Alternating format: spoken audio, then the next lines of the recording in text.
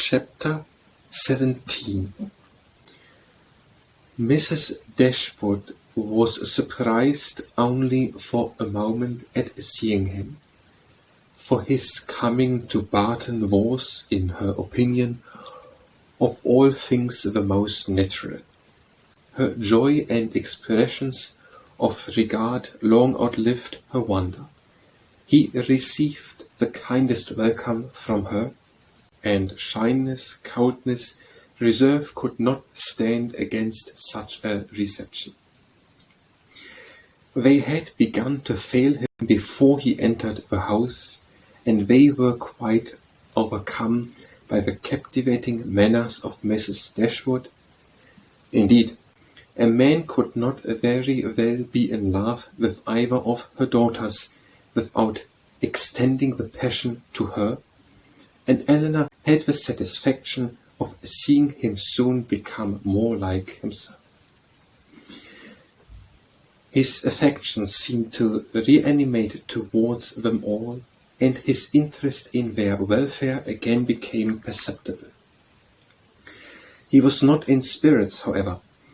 He praised the house, admired its prospect, was attentive and kind, but still he was not in spirits. The whole family perceived it, and Mrs. Dashwood, attributing it to some want of liberality in his mother, sat down to table indignant against all selfish parents. "What are Mrs. Ferrars's views for you at present, Edward?" said she, when dinner was over and they had drawn around the fire. "Are you still to be a great orator in spite of yourself?" "No, I hope my mother is now convinced that I have no more talents than inclination for a public life." "But how is your fame to be established? For famous you must be to satisfy all your family, and with no inclination for expense, no affection for strangers, no profession, and no assurance, you may find it a difficult matter." "I shall not attempt it. I have no wish to be distinguished, and I have every reason to hope I never shall. Thank heaven, I cannot be forced into genius and eloquence. You have no ambition, I well know. Your wishes are all moderate. As moderate as those of the rest of the world, I believe. I wish, as well as everybody else, to be perfectly happy. But, like everybody else, it must be in my own way. Greatness will not make me so." "Strange if it would," cried Marianne. "What has wealth or grandeur to do with happiness?" "Grandeur has but little," said Eleanor, "but wealth has much to do with it." "Eleanor, for shame," said Marianne. "Money can only give happiness where there is nothing else to give it. Beyond a competence it can afford no real satisfaction as far as mere self is concerned." "Perhaps," said Eleanor, smiling, "we may come to the same point. Your competence and my wealth are very much alike, I dare say, and without them, as the world goes now, we shall both agree that every kind of external comfort must be wanting. Your ideas are only more noble than mine. Come, what is your competence?" "About 1,800 or 2,000 a year, not more than that." Eleanor laughed. 2,000 a year! One is my wealth. I guessed how it would end. "And yet 2,000 a year is a very moderate income," said Marianne. "A family cannot well be maintained on a smaller. I am sure I am not extravagant in my demands. A proper establishment of servants, a carriage, perhaps two, and hunters cannot be supported on less." Eleanor smiled again. To hear her sister describing so accurately their future expenses at Combe Magna. "Hunters?" repeated Edward. "But why must you have hunters? Everybody does not hunt." Marianne coloured as she replied, "But most people do." "I wish," said Margaret, striking out a novel thought, that somebody would give us all a large fortune apiece. Oh, that they would, cried Marianne, her eyes sparkling with animation and her cheeks glowing with the delight of such imaginary happiness. We are all enumenious in that wish, I suppose, said Eleanor, in spite of the insufficiency of wealth. Oh dear, cried Margaret, how happy I should be! I wonder what I should do with it. Marianne looked as if she had no doubt on that point. I should be puzzled to spend a large fortune myself, said Mrs. Dashwood, if my children were all to be rich without my help. You must begin your improvements on this house, observed Eleanor, and your difficulties will soon vanish. What magnificent orders would travel from this family to London, said Edward, in such an event.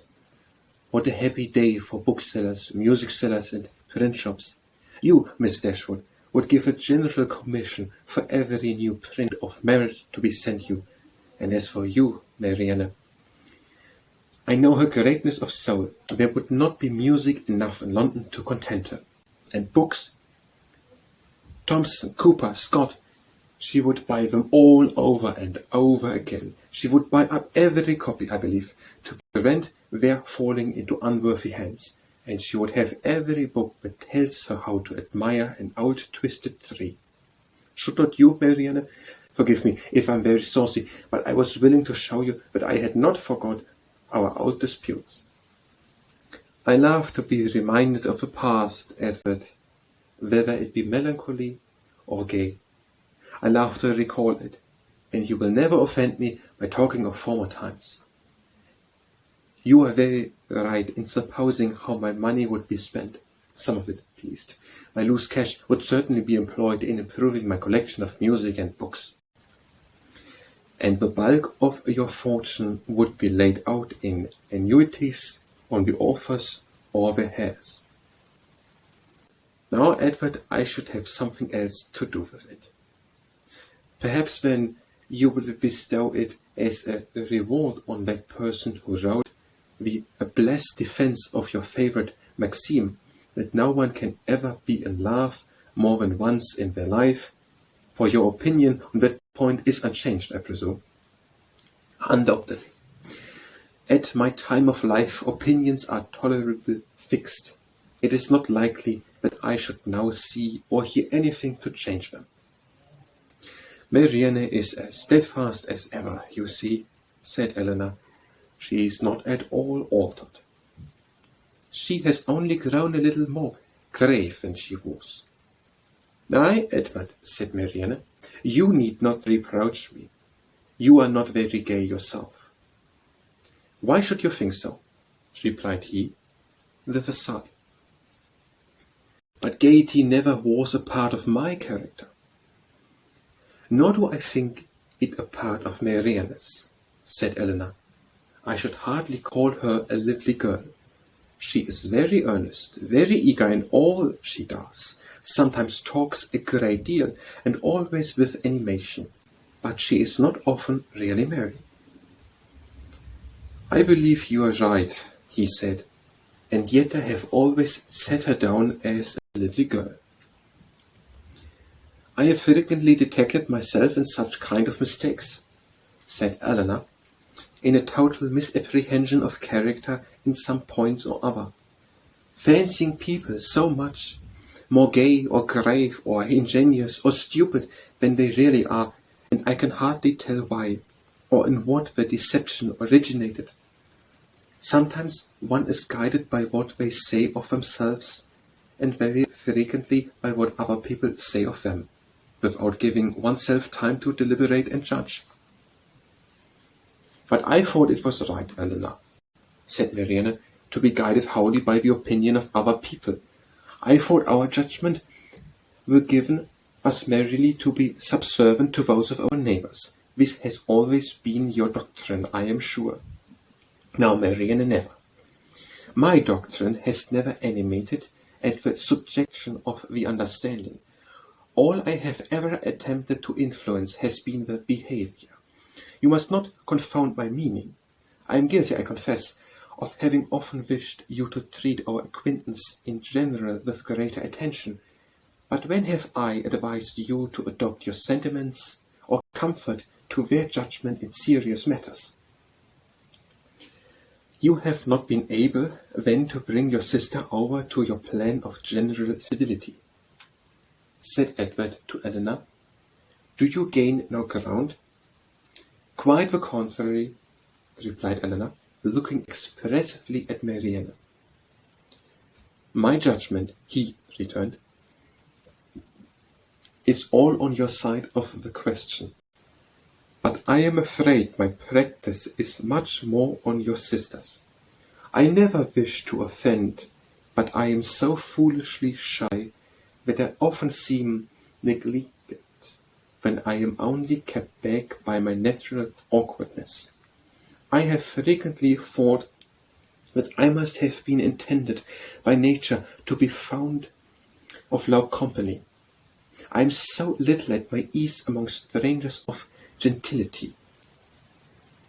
Marianne has not shyness to excuse any inattention of hers, said Eleanor. She knows her own worth too well for false shame, replied Edward. Shyness is only the effect of a sense of inferiority in some way or other. If I could persuade myself that my manners are perfectly easy and graceful, I should not be shy. But you would still be reserved, said Marianne, and that is worse. Edward stared. Reserved? Am I reserved, Marianne? Yes, very. I do not understand you, replied he, colouring. Reserved? How? In what manner? What am I to tell you? What can you suppose? Eleanor looked surprised at his emotion, but trying to laugh off the subject, she said to him, Do not you know my sister well enough to understand what she means? Do not you know she calls everyone reserved who does not talk as fast, and admire what she admires as rapturously as herself? Edward made no answer. His gravity and thoughtfulness returned on him in their fullest extent, and he sat for some time silent and dumb.